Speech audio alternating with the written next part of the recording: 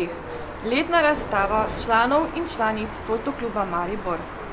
Na njej se predstavlja 35 avtorjev s 53 fotografijami.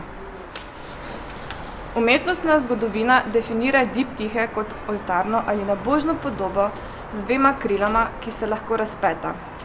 Sodobni čas pa takšna dela definira kot tista, ki so sestavljena iz dveh ločenih delov, ponavadi slik ali fotografij, postavljenih ena poleg druge kot par, ki prenaša neko idejo ali občutek.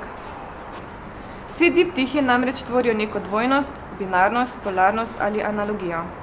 Pogosto se ti izražajo preko njihovih vidnih prvin, kot so barva, kontrast, svetlost, tekstura, gibanje, senčenje in sestava.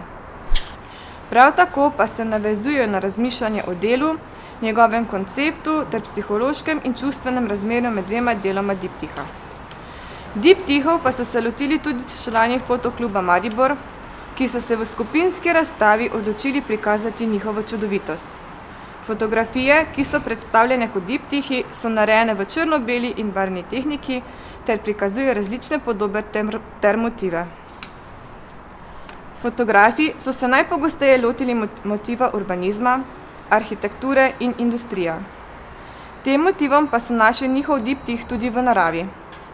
Prav tako so se diptihi navezovali tudi na samo naravo. Z njo so na zanimiv način prepletali prigode iz življenja in nas tem opozorili na minljivost in dogodivščine življenja.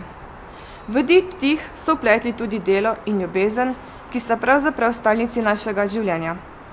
Prav tako ne manjkajo upodobitve plesa, raznovrstni portreti ljudi in živali ter upodobitve ženskega telesa in njenega akta.